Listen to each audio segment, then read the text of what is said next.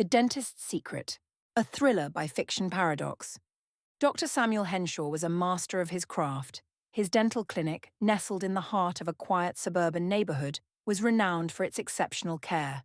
Patients trusted him, bringing their children, their spouses, generations of families sat in his chair. But behind his warm demeanor and steady hands, there was something darker, something sinister hidden beneath the drills and dental molds. Because Dr. Henshaw wasn't just fixing teeth, he was implanting something inside his patients. And he had a reason. Dr. Henshaw wasn't always this way. There was a time when he was simply a dedicated dentist, committed to helping people. That changed after the illness. His son Nathan, a brilliant young mind, Nathan had been a prodigy in bioengineering, obsessed with the idea of human enhancement. He believed technology could evolve the human body beyond its limits, making people stronger, smarter, more efficient. But then, out of nowhere, the seizures started. The doctors called it a rare neurological disorder, something aggressive, something relentless. Within months, Nathan lost his ability to walk, then his speech, and finally all motor function. He was still alive, still aware. His mind as sharp as ever, but his body was a prison. He could blink. That was it. His research, once groundbreaking, had come to a standstill. His brilliant thoughts were trapped inside him, unable to be spoken or written. Dr. Henshaw refused to accept it. That's when he found it.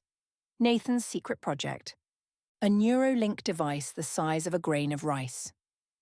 When implanted near the nerves of the jaw, it had the potential to stimulate cognitive function, heighten senses, and even connect to a network Nathan had been designing before his body betrayed him. If only he had more time. And then it clicked. Nathan didn't have to speak. He didn't have to move. He just needed a way to connect. Dr. Henshaw could finish what his son started. It started small. A routine cavity filling. A root canal. Simple procedures where no one would notice an extra step. One by one, he implanted the devices. Some patients were chosen at random. Others were selected carefully. People he believed would make the perfect candidates for Nathan's vision. At first, the results were promising. Patients reported feeling sharper, more focused. Some claimed their memory improved. Others described a strange but exhilarating sensation, like their thoughts were being processed faster, their reflexes reacting before they even knew why. But then, something changed. The headaches started, the ringing in their ears, and then the voices, whispers they couldn't explain, commands they didn't understand.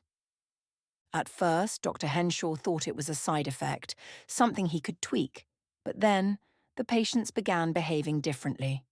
They would black out for hours, unable to recall where they had been. Some woke up in places they had never visited before, clutching objects they didn't remember taking. And all of them, every single one, reported the same recurring dream, a voice calling to them from the static of an unseen signal, a voice they described as eerily familiar. Lena Caldwell had been his patient for years. She trusted him. So when she came in for a simple cavity filling, she thought nothing of it. But days later, she started noticing things. Her reflection lingered in the mirror a second too long. Her phone screen would flicker before an incoming call. And then there were the dreams. A voice whispering her name, a voice that sounded young, like a boy's. That's when she did something no one else had. She went back to her old dental x-rays, compared them side by side, and there it was. A tiny foreign mass inside her molar, something that hadn't been there before. Her hands trembled as she ran an internet search, but there was nothing. No medical explanation. No procedure that involved anything remotely like it. So she did the only thing she could think of. She extracted it. It took an hour in her bathroom mirror, a pair of sterilized tweezers, and the sharpest sewing needle she could find. But when she finally pried the black fragment from her tooth, she felt something change.